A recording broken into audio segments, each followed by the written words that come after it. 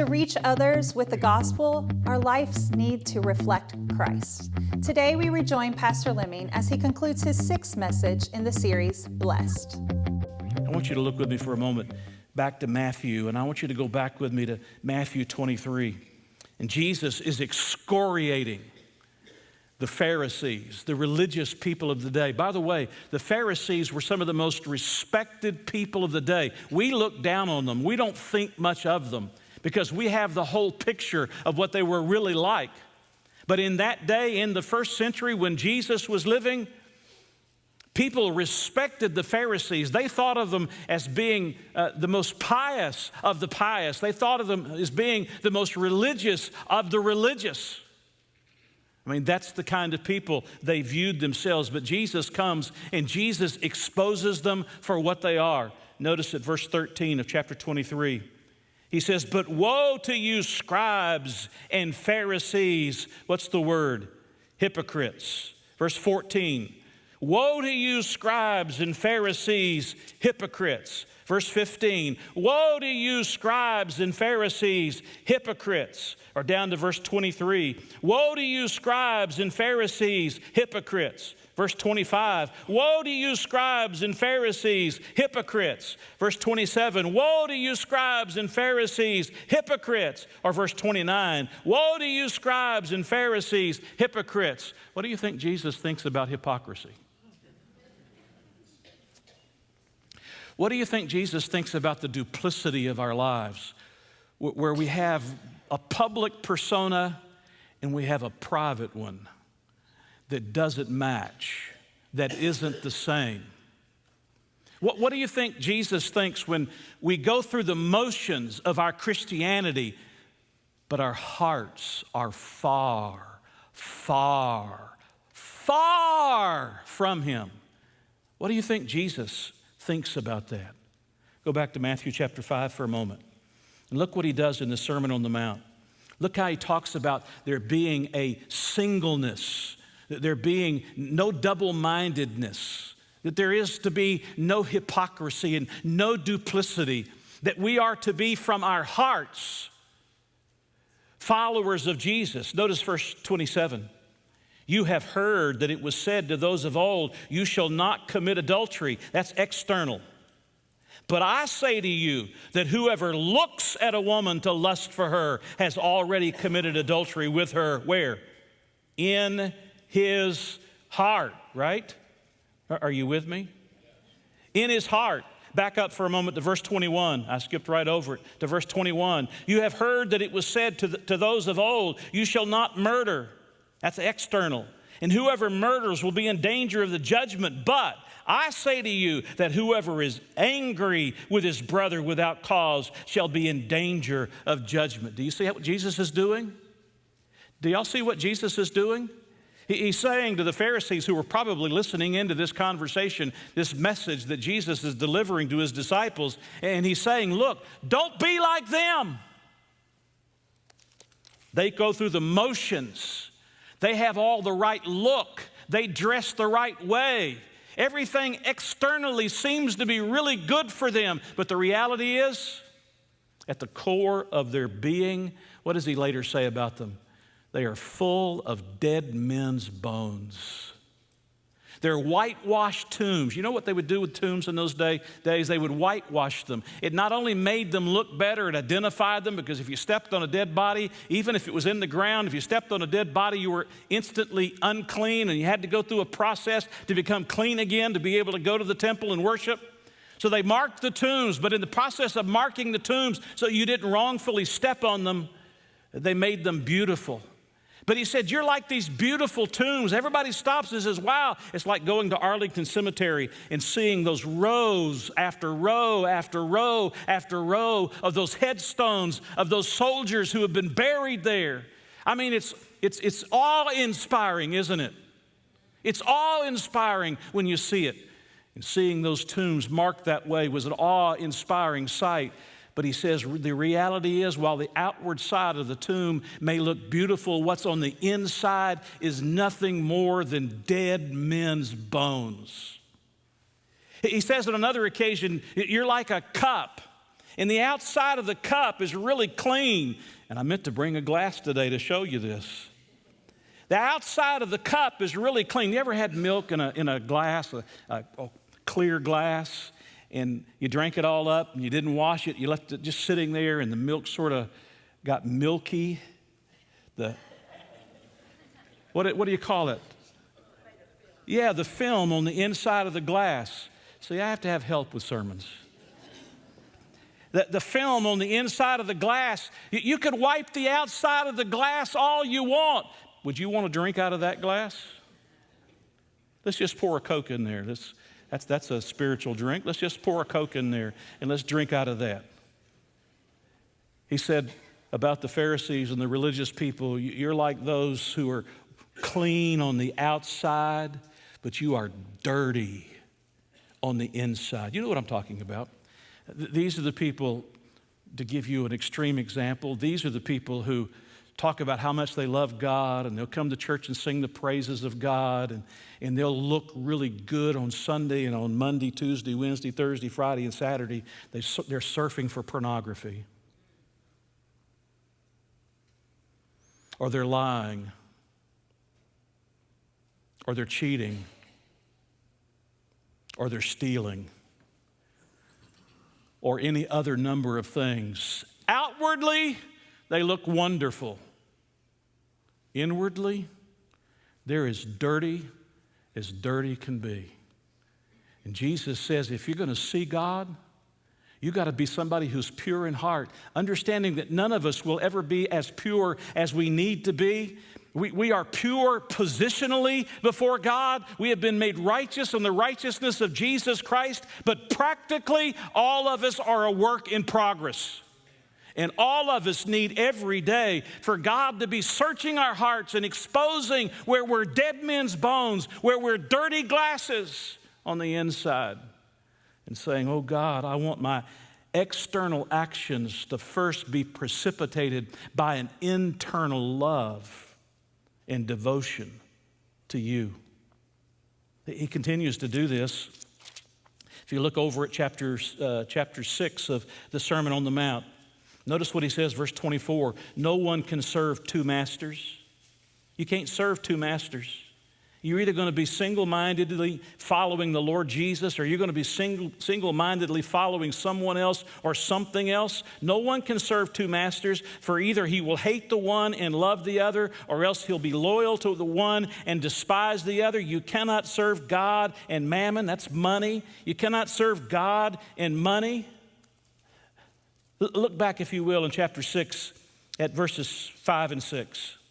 Notice what he says here. Let's go to verse 2. Let's start with verse 2.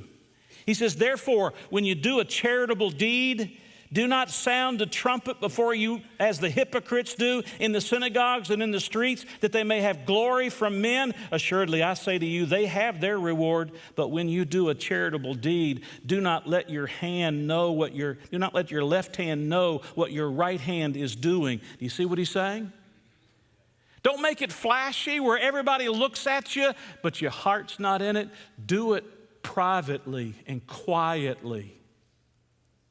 He goes on, if you will, in verse 5. He says, and when you pray, you shall not be like the hypocrites, for they love to pray standing in the synagogues and on the corners of the streets, that they may be seen of men. Assuredly, I say to you, they have their reward. But you, when you pray, go into your room, and when you've shut the door, pray to your Father who is in the secret place, and your Father who sees in secret will reward you openly. Or look over at verse 16. Verse 16, same chapter 6. Moreover, when you fast, do not be like the hypocrites with a sad countenance, for they disfigure their faces that they may appear to men to be fasting. Assuredly, I say to you, they have their reward. But when you fast, anoint your head and wash your face so that you do not appear to men to be fasting. You hear what he's saying? I don't want you to go through this pretentious kind of life where you're just putting on the front. We used to say it in Georgia, putting on the dog. And that was spelled D-A-W-G. Putting on the dog. You know, you're just putting on the front. So everybody will think, oh man, look how spiritual. Look how much they pray. And they pray out in public. Everybody can listen to them. Everybody can hear them. And when they give, hey, they make sure it's all in coins so that it rattles when it hits the plate. Jesus says his followers aren't supposed to be those kinds of people. Now look, if you're not convicted at this moment, then I don't know who you're listening to, because I'm convicted at this moment. This is not who we're supposed to be. We're not supposed to be playing the part. We're supposed to be genuine and real about our spiritual lives. It's supposed to issue forth from our hearts. And when our hearts aren't crying out for God and desiring to serve God and to love God and to obey God, crying out from our hearts first, when they're not doing that, then the problem isn't your external activities. The problem is your heart. And we have to get back and we have to say, oh God, search me and try me and see if there's any wicked way in me. I don't want to be a hypocrite. And do you notice what he says here in chapter 5, verse 8? Notice what he says here. Blessed are the pure in heart, those who aren't hypocritical, those who are sincere and genuine, that issue forth from a heart that loves God into actions that demonstrate that love. Blessed are the pure in heart, for they shall see God. Do you know what it means to see God? Well, certainly there's eschatological implications. That's future implications about the kingdom that is yet to come. But there's practical implications to this as well.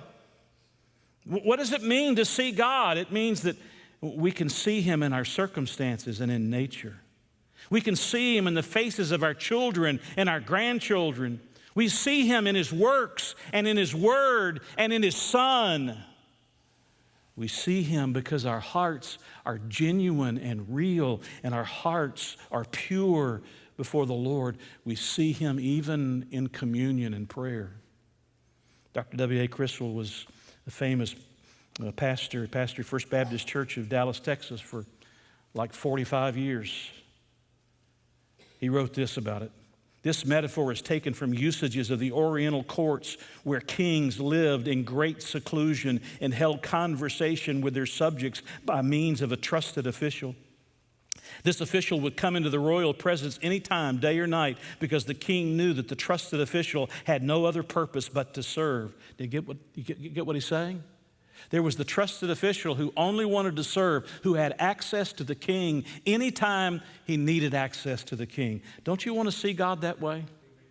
Don't you want to see God where you have access to him at any moment, where you can see God around you every day in the world in which you live? You say, preacher, have you seen the world we live in? Yeah, but you know God is still working. And God is still afoot in our midst. And God wants us to have communion and fellowship, and he wants us to see him in the activities and the actions of our lives. But you'll never see God unless you're pure in heart, unless you're seeking that kind of inner purity that issues forth in outward actions that are the demonstration of that inner motivation. And I want you to notice one other thing. He says, blessed are the peacemakers, for they, the word they, the pronoun they, is in the emphatic in the Greek text. It means for they and they alone shall be called. For they and they alone shall see God. For they and they alone shall see God. Do you see it? You want to see God? I want to see God. I want to see God around me every day. I want to see God in my family. I don't mean that they are God. I mean see God at work. I want to see God when I open his word. I want to see God when I come to church. Do you realize that some people come and say, Pastor, I don't get anything out of your sermons. I don't get anything out of your sermons. The problem might not be my sermons. Now, it could be, but it might not be my sermons. It could be, but it might not be my sermons. It might be your own heart that isn't receptive and ready to be pure. leaving out the deceit, doing away with deceit, confessing the deceit, seeking to be genuine and real and sincere to the very core of your being. Can I tell you, I am tired of preachers who are hypocrites, who get up and preach great sermons and live like the devil the rest of the time. They're hurting all the rest of us in the process. Are you with me? Now I'm preaching. They're hurting all of the rest of us, and more importantly, they're hurting the cause of Jesus Christ. Hey, I've been here 39 years. It'll be 40 years in December. 40 years. Oh, man. 40 years. I mean, I don't know anything that I can hide from you. I mean, just about everything about me you pretty well know. And you know my shortcomings, and you know my strengths, the 2 or 3 that I have. You know my shortcomings, the hundreds that I have. But I think there's one thing that you would say about your pastor, and I hope you will always say about your pastor, and that is he might not be perfect, but he's genuine, and he's real, and he's seeking to love God, and he's not one man one day and another man the next day. I have highs and lows emotionally. I have moments when I believe God and some moments when I don't believe God, but when I'm out of tune where I'm not supposed to be, you know, the notes aren't matching up, the internal note and the external note aren't matching up, I'm seeking God. God, I don't like this. This isn't the way I'm supposed to live my life. God, you've got to help me because I want to see you. I want to see you. R. Kent Hughes is a pastor and an author. He writes a story about a woman who was blind. Listen to this story as I read it to you. In 1982, the Los Angeles Times carried the story of Anna Mae Pinnica. I hope I pronounced that right. A 62-year-old woman who was blind from birth. At age 47, she married a man she met in Braille class. And for the first 15 years of their marriage, he did the seeing for both of them until he completely lost his vision to retinitis pigmentosa. Mrs. Pinnica had never seen the green of spring or the blue of a winter sky. Yet because she had grown up in a loving, supportive family, she never felt resentful about her challenge and always exuded a remarkable, cheerful spirit. Then in October 1981, Dr. Thomas Pettit of the Jules Stein Eye Institute of the University of California at Los Angeles performed surgery to remove the rare congenital cataracts from the lens of her left eye. And Mrs. Pinnica saw for the first time ever. The newspaper account does not record her initial response, but it does tell us that she found that everything was so much bigger and brighter than she ever imagined. While she immediately recognized her husband and others she had known well, other acquaintances were taller or shorter, heavier or skinnier than she had pictured them. I hope I would have been skinnier. Since that day, Mrs. Pinnica has hardly been able to wait to wake up in the morning, splash her eyes with water, put on her glasses, and enjoy the changing morning light. Her vision is almost 20/30, good enough to pass a driver's test. He finishes by saying, think how wonderful it must have been for Anna Mae Pinnica when she looked for the first time at the faces she had only felt, or when she saw the kaleidoscope of a Pacific sunset, or a tree waving its branches, or a bird in flight. The gift of physical sight is wonderful, and the miracle of seeing for the first time can hardly be described, but as wonderful as that is, can you imagine having 20/20 spiritual vision and being able to see God every single day? Hey, that's going to be the reality when we get to heaven. Right now, we walk by faith, not by sight. But wouldn't it be awesome every single day to look around us and say, you know, God's working there. I see God's hand in that. You know, God is the one who gave me these grandchildren. God always gives grandchildren. I'm not sure about children, but He always gives grandchildren. I see God at work in this problem. I see God at work in this job situation. I see God at work. I see God when I open His Word. I see God when I come to church and I hear the preaching of His Word. I see God. Listen, we want 2020 spiritual vision, and it only comes. Blessed are the pure in heart, for they and they alone shall see God. How am I going to get there, preacher? Number one, you have to stop compartmentalizing your life. You have to stop compartmentalizing your life. Well, this is my business world, and this is my family world, and this is my sports world, and this is my entertainment world, and this is that world and that world. Let me switch analogies for a moment. Sometimes we look at life like a pie, and we slice it up into pieces. One piece is our work life. Other pieces are our family, our church, our hobbies. Then we have that private piece, that compartment that's filled with secret compulsions and addictions. And then finally, there's a piece we call our friends. And if I've counted right, that's 6 pieces of pie. It reminds me of a little joke about a guy that bought a pie, and his server asked him, you want me to cut this into 6 or 8 pieces? And he thought about it for a moment. He says, you better cut it into 6 pieces because I can't eat 8. The fact is, some of us have so many slices of pie, so many compartments in our lives, and we say to God over and over, that's my piece. No, Lord, you're welcome here, but you're not welcome over here. Hey, that's the opposite of purity of heart. You understand that being pure in heart, listen to me, I'm almost through. Being pure in heart requires a holistic approach to living our lives. Let me say it again. Being pure in heart requires a holistic approach to living our lives. It's not a piece here and a piece there. It's not a compartment here and a compartment there. It is, God, you have full access to every part of my life. And where I am not genuine and real and sincere, where I have outward actions that aren't supported by inward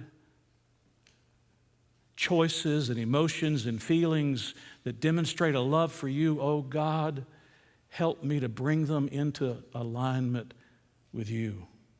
There to be no hidden compartments, no secret agendas, and no special pieces. Number 2, we must willingly examine our motives. We must willingly examine our motives. I have to tell you, that's the hardest thing in the world to do. But this is a matter of being authentic. That's another word that we're talking about, being authentic. You're not a phony. It's a matter of being authentic.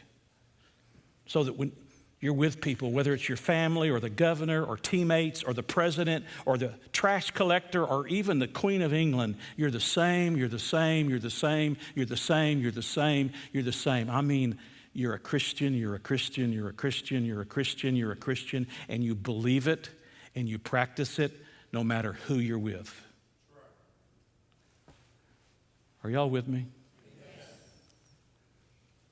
In the ancient Greek plays, actors played multiple roles. When they were playing the role of a villain, they'd put on a mask that had a frowning face. When they were playing the part of the hero, they put on a mask that had a smiling face. God says, take off the masks. Be genuine.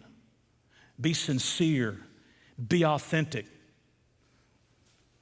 And number 3, we must seek sincerity in all we do. We must seek sincerity in all we do, everything. I don't know how much you pay attention to this, but I'm going to finish up here, so listen carefully. As you well know, our world is obsessed. They are utterly obsessed with outward appearances. That is how a person looks, right? Utterly obsessed. We focus primarily on image more than on character. I wanted to preach there, but I'm not going to get to.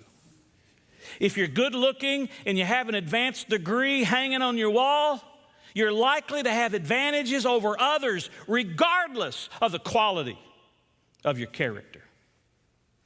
But I want you to understand that God isn't impressed by appearances. He isn't impressed by appearances. Your achievements and your accomplishments and your acquisitions and your looks don't impress the Almighty. I mean, He is the Almighty. He's not amazed by your education or your wealth or your success or your popularity.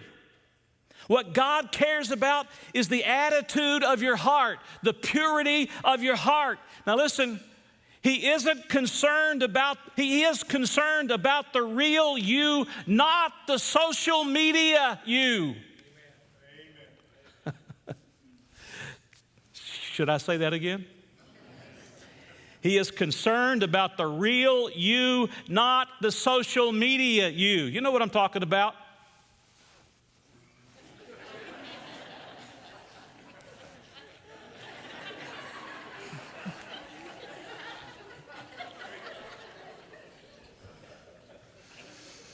By the way, I just turned the clock off, so I don't know what time it is. I remind you of what God said to Samuel in 1 Samuel 16:7. Man looks at the outward appearance, but the Lord looks at the heart. Now look, we're not talking about perfection here. Do you realize that David was called a man who was after God's own heart? Acts 13:22. I have found David, son of Jesse, a man after my own heart. We're not talking about being perfect here. At one point, he commits adultery with Bathsheba. He orchestrates the murder of Uriah. He watches his own son, Absalom, rebel without any restraint of it. His daughter was raped by her half-brother, Amnon, and he did nothing about it. David certainly didn't do everything right, and he had intense times of confession before God. But do you realize that after David had been dead and his great-grandson has come to rule the southern kingdom, Abijam? Do you realize that David was still the measure for every king? He was still the measure. Listen, Abijam became king over Judah. He reigned 3 years in Jerusalem, and he walked, that is, Abijam walked in the sins of his father. That's his father, which he had done before him. His heart was not loyal to the Lord his God, as was the heart of his father David. We're not talking about perfection here, but we're talking about people who want to be real and who want to be genuine and who want to be pure in heart. Thanks for joining us today, and we invite you to come back each Sunday for more messages. If you would like more information about today's message or Lewis Memorial Baptist Church, feel free to contact us. We would love to hear how this ministry is helping you in your daily walk.